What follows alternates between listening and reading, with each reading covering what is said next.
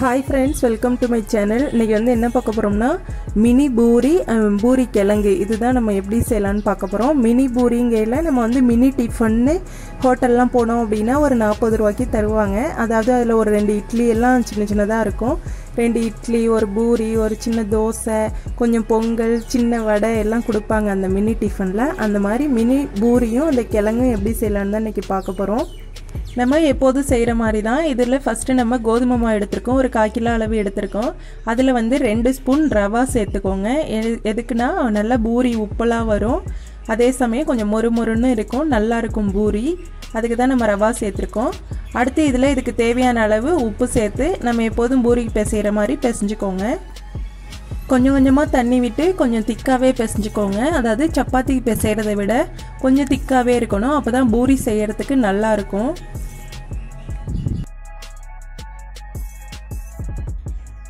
நல்லா கொஞ்சம் திக்காகவே மாவு பிசைஞ்சதுக்கப்புறம் கடைசியாக வந்து 2 ஸ்பூன் அளவு ஆயில் விட்டுக்கோங்க. நம்ம சமைக்கிற எண்ணெய் தான், அதை 2 ஸ்பூன் அளவு சேர்த்து நல்லா அதையும் பிசைஞ்சிக்கோங்க.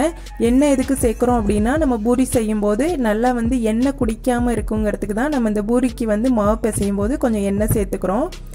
இப்போ அதையும் நல்லா கலந்து நல்லா அமுக்கி நல்லா நாலா பக்கம் அமுக்கி நல்லா பிசைஞ்சு விடுங்க. பாருங்கள், கொஞ்சம் திக்காகவே இருக்குது. அந்தளவுக்கு இருந்தால் தான் நமக்கு பூரி தைக்கும் போதும் நல்லாயிருக்கும். அதே சமயம் நம்ம எண்ணெயில் பொரித்து எடுக்கும்போது நல்லா மொறுன்னு நல்லா உப்பியும் வரும். இப்போ பிசைஞ்சாச்சு. இது அப்படியே ஒரு 1/4 மணி நேரம் அப்படியே வச்சுருங்க. அதுக்குள்ளே நம்ம உருளைக்கிழங்கு அந்த பூரி கிழங்கு எப்படி செய்யலான்னு பார்க்கலாம். இப்போது எப்போதும் போல் ஒரு கடாயை வச்சுருக்கோம். அதில் எண்ணெய் விட்டுக்கோங்க, கடுகு உளுந்து தாளிச்சுக்கோங்க.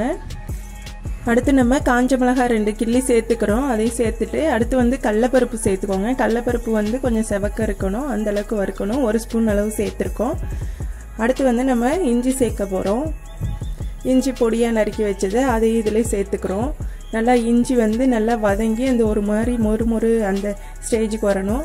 அடுத்து நம்ம கருவேப்பிலையும் போட்டு தாளிச்சுக்கிறோம்.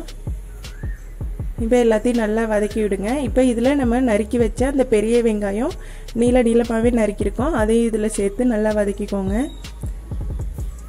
ரொம்ப முருவலாக செவப்பாக வறுக்கணும்னு அவசியம் இல்லை, கொஞ்சம் வதங்கினாலே போதும். அடுத்து இதிலே பச்சை மிளகாய் கீரி அதையும் சேர்த்து நல்லா வதக்கிக்கிறோம். இந்த காரம் தான் நமக்கு அந்த பூரி கிழங்குக்கு சூப்பராக இருக்கும். பச்சை மிளகாய் சேர்த்து நல்லா வதக்கிக்கோங்க. அடுத்து இதில் இதுக்கு தேவையான அளவு உப்பு சேர்த்துக்கிறோம். அதையும் சேர்த்து நல்லா வதக்கி விட்டுக்கோங்க. இப்போது இதில் நம்ம மஞ்சத்தூள் மட்டும்தான் சேர்க்க போகிறோம். இதில் மிளகாத்தூள்லாம் எதுவும் சேர்க்க வேண்டியதில்லை. பூரி கிழங்கு வந்து நமக்கு எல்லோ கலரில் தானே இருக்கணும், அதனால் மஞ்சத்தூள் மட்டும் போதும். இப்போ மஞ்சத்தூள் சேர்த்து நல்லா அதையும் வதக்கி விட்டுக்கோங்க. இப்போது நம்ம உருளைக்கிழங்கு வேக வச்சு தனியாக வேக வச்சு அதை வந்து மசிச்சு எடுத்துருக்கோம். இப்போ அதை வந்து இதில் சேர்த்துக்கோங்க.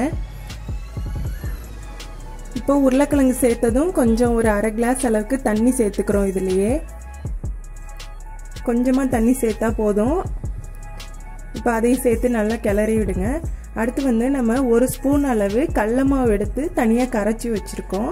அதையும் கூட கொஞ்சம் தண்ணியாகவே கரைச்சிக்கோங்க. இப்போ அதில் சேர்த்துக்கிறோம். கடல மாவு சேர்த்ததும் நல்லா கிழங்கு வந்து நல்லா திக்காகிடும் தெரியும். பார்த்தீங்க அப்படின்னா கொஞ்சம் ரொம்ப திக்காக இருந்தது அப்படின்னா கொஞ்சம் தண்ணி விட்டுக்கோங்க, கரெக்டாக இருக்கும். அவ்வளோதான், ரொம்பவே சிம்பிளாக பூரி கிழங்கு சீக்கிரம் செஞ்சிடலாம். முடிஞ்சிருச்சு. உருளைக்கிழங்கு பூரி கிழங்கு ரெடி ஆகிடுச்சு. பாருங்கள், நல்லா கொதிச்சு திக்காக சூப்பரான பூரி கிழங்கு ரெடி ஆகிடுச்சு. இதை நம்ம பூரிக்கு தொட்டு சாப்பிட்டோம் அப்படின்னா ரொம்ப அருமையாக இருக்கும். சூப்பரான கிழங்கு ரெடி ஆகிடுச்சு. நம்ம அடுத்து வந்து பூரியை தேய்ச்சி அதையும் பூரியை சுட்டு எடுத்துடலாம்.